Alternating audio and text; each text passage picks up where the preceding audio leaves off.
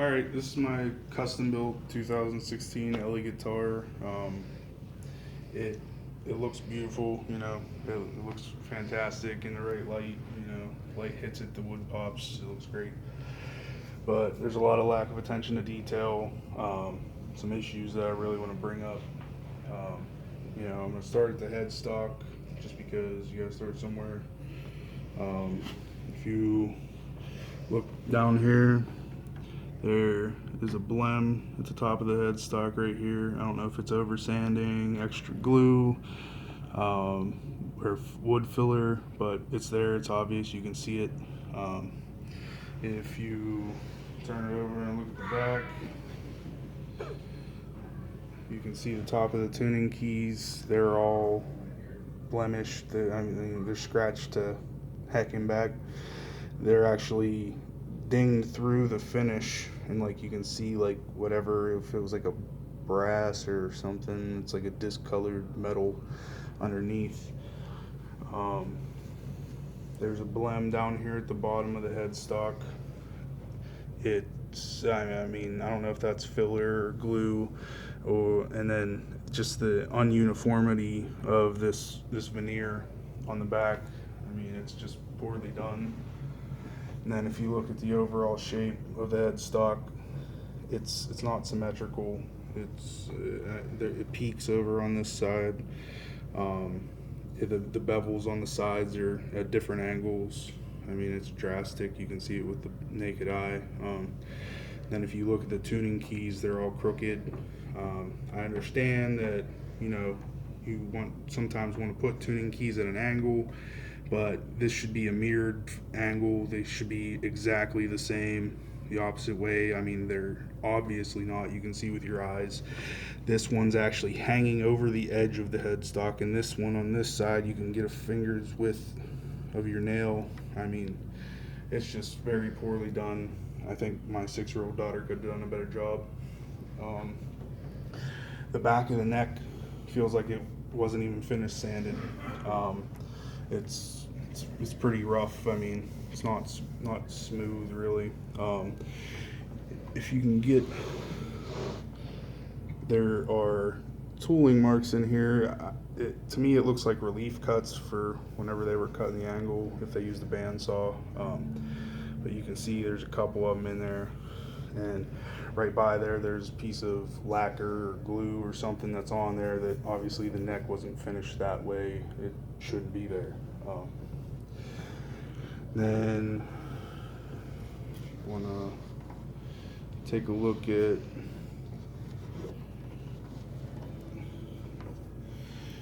if you get in real close here, you might not be able to see it real well. I documented it in the photos. There's metal flakes from sanding and finishing the frets, actually like in the fretboard.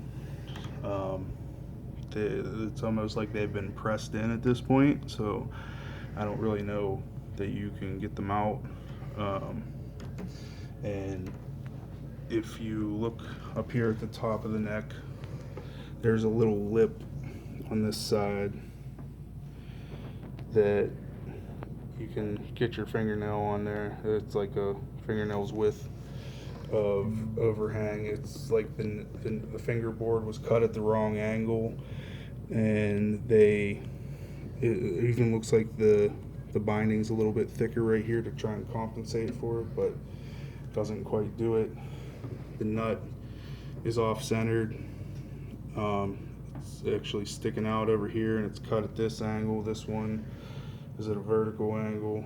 It's straight up and down.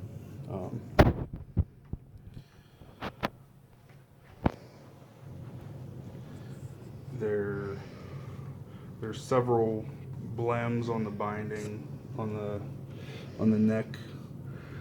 Kind of come down here. It's like a pencil mark maybe or something that went like too deep and it was never sanded off. There's spots where you can see it looks like maybe it was glue and it just didn't come the whole way off. I don't know. Get a look at this filler right here, or glue, whatever that is. And I've never seen one of these at that angle. Usually it's at this angle, scarf joint. But we'll come down to where the neck meets the body. Um, there's apparent glue. You can see it, you can feel it. There's no hiding it. You can actually see pretty well. There are tooling marks going vertically where it looks like somebody was taking a chisel down there, popping the excess glue off, and did a very, very bad job. Um, and right here, it's almost as if they over sanded through the finish. I mean, it's just poor finish work.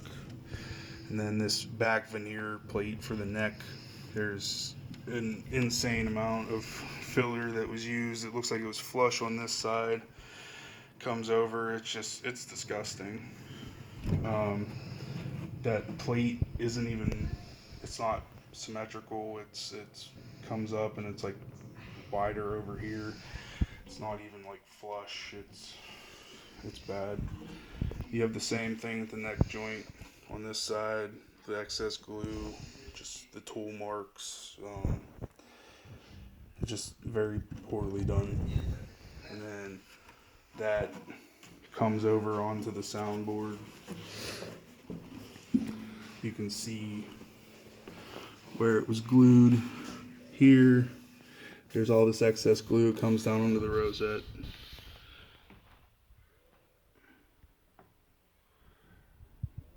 That's apparent on both sides, but the bottom side's the worst. I mean, looks like there's some gaps too.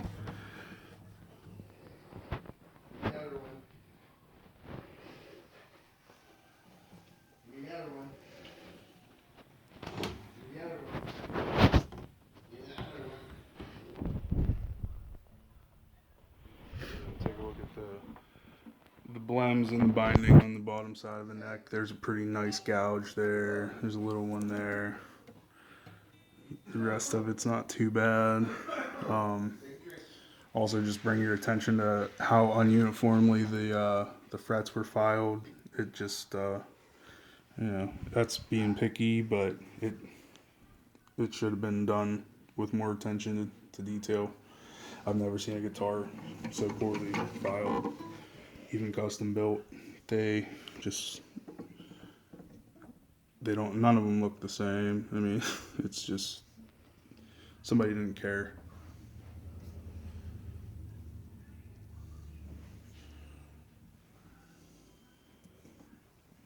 Now, I'm going to talk a little bit about the soundboard. I documented it pretty well in the photos. It might be kind of hard to see, but right in here, it's pretty much the entire way around the bridge. There's just scuffs. It looks like somebody took a Brillo pad to it whenever it was finished, and there's just scratches all around. I mean, even to the point to where it's like it leaves a depression in the soundboard. There's pretty defined line, like a scratch here. There's a pencil mark, it looks like here, that was never sanded off. I mean, this is horrible. If the light hits it right, you can't see it at all. But you get it at the right angle and you take a close look at it, it's plain to see. You can see the glue all around the soundboard. Just try to get a good look at the excess glue around the bottom and the top of the bridge. I don't know if this camera can pick it up, but there's several grooves in the bridge for where the strings are supposed to be. I'm just guessing whoever set it up had a hard time with it. But yeah, it shouldn't be like that. Obviously, I mean, I understand, but I mean, there's not even a mark saying which one you should use. But it's really hard to get the right light on a lot of this. There's like a bare, kind of like a thin spot in the finish right here, and then down around the bottom, if you just run your fingers across it, you can feel it. There's just like excess finish. Like, I mean, it's uh, yeah, you can kind of see it there. It's like right in here, all down in here. It's just like gunk. It's like gunked up. It was never properly finished. Um, and even in some of the photos on the site, you can see some spots like up in here that just look bad. I mean, you get it at the right light angle, you can see it. You get it at another angle, it's invisible. And a lot of those were taken and put up on the site. Um, so take a look at the sides. There's a dull spot here in this lacquered finish. It's a very thin finish. I mean, you can still see the pores in the wood. I don't know if that was intentional. In our discussions, there was never going to be any type of lacquer put on this guitar. It was all going to be a hand rubbed oil finish. But someone decided to go with lacquer, and I mean, there's just an obvious bare spot there. I don't know if it was over sanded. There's a few areas where the binding you can feel is a little off. I mean, it's nothing major. I have no real gripes about that, but there are several flat spots on the bottom radiuses of both sides of the guitar. The one has two really defined ones. I mean, feels more like a polygon than a radius. And flip it over, check out this side. Just you rub your hand across it, you can feel it. There's no mistaking it. That's what it is. It's definitely going to be kind of hard to capture in the video, but it's there. You can feel it. It shouldn't be there.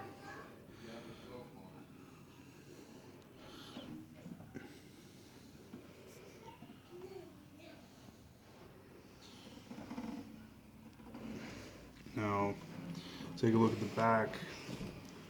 I'm not sure if this was during the finishing process, but if you come up here at the right angle, somebody had this thing on a stand and either wore through the finish or this was put on a stand before the finish had fully cured, and it looks like it was done before it was cured because there's actually like a small indentation. I mean, we're talking microscopic, but you can see it. It shouldn't be there. I mean, this is a brand new custom built guitar. It's supposed to be to exact specification. If you look, this top binding, the back strap, it's not centered on the neck. I mean, we're talking small amounts, millimeters, but I mean, I was told this guitar was going to be built within the 100th of a millimeter, you know. That, it doesn't look too bad. Come down here at the bottom, the tailpiece, this is off a little bit from the center of the back, or I'm not sure which one's centered and which one's off. One of them is, I'm saying it's probably the back, maybe this, but we're talking a small amount, maybe 1/16 of an inch through, you know, 1/8 of an inch, not much. But if you look at the soundboard, I mean, it's just blatantly, you follow the center line of the soundboard down, it's nowhere near the center line of this thing. I mean, it's got to be fucking,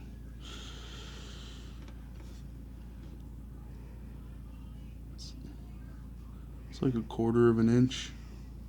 I mean, it's blatant. It's very bad. I don't know the story behind it, why it's that way, but it is.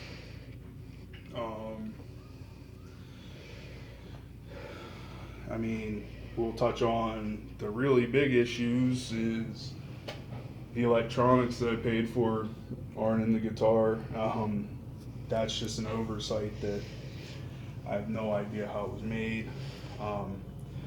The guitar originally was supposed to be a cutaway, which that was never done, and I was offered this abalone inlay to make up for it. I mean, I don't feel that it was enough, but and especially now that the guitar is in the state that it's in, I wouldn't buy this guitar ever if I had the chance, like in the state that it's in. I don't mean to insult or make anybody feel any certain way, but I would never buy this guitar. That's it. That's it.